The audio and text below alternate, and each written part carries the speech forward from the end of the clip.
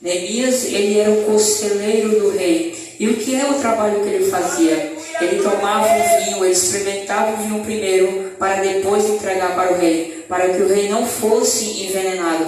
E Neemias fazia esse trabalho feliz, alegre, com amor, com carinho e dedicação. Só que chegou um certo dia em que Neemias soube de uma notícia. E que notícia foi essa, pregador? A notícia que Neemias recebeu foi que a cidade onde seus pais morreram estava destruída. As portas tinham sido queimadas e os muros tinham sido derrubados.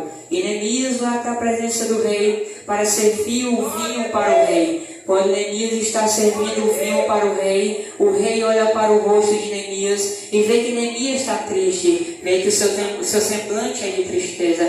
E ele pergunta: Neemias, o que foi que aconteceu com você? Por que teu rosto está triste se você não está doente? Você nunca teve triste na minha presença. O que foi que aconteceu, Neemias? E Neemias olha para o rei e diz: Senhor, a cidade de meus pais, que eles morreram lá, foi destruída. E é por isso que eu estou nesse estado de tristeza. E o rei olha para Neemias e fala: o que é que você quer agora? Neemias poderia muito bem falar ao rei: eu preciso disso, eu preciso daquilo e eu necessito disso. Ele não falou logo assim. A palavra de Deus vai falar que Neemias primeiro orou para Deus. O que está faltando na gente hoje em dia é parar para ouvir a voz de Deus. E quando eu falo ouvir a voz de Deus, eu me lembro quando o povo foi parar na mão de Nabucodonosor. E quando eles foram parar na mão de Nabucodonosor, e muitos aí se perguntam por que eles foram parar lá. É porque eles deixaram de obedecer, eles deixaram de ouvir a voz de Deus e não estavam dando mais valor às Escrituras. Então aqui já deixo um alerta para a gente, que a gente devemos de parar para ouvir a voz de Deus. Porque muitas das vezes a gente pede e para ouvir a voz do vizinho, da vizinha, do coleguinho e da amiguinha. Mas quem morreu na cruz não foi seu amigo, quem morreu na cruz foi Jesus Cristo. E Neemias explica tudo isso para o rei.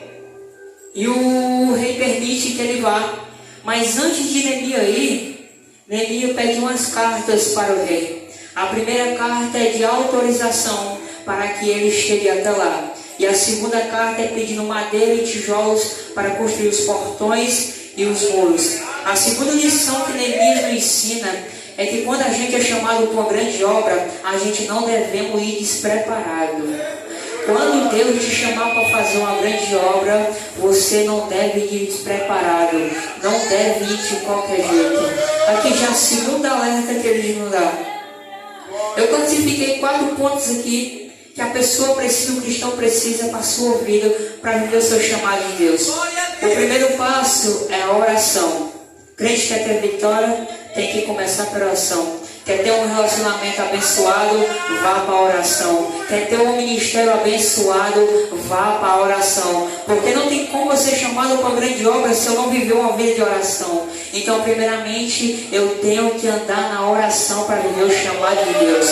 Porque o crente que ora, crente tem vitória. E o segundo passo é ouvir a voz de Deus.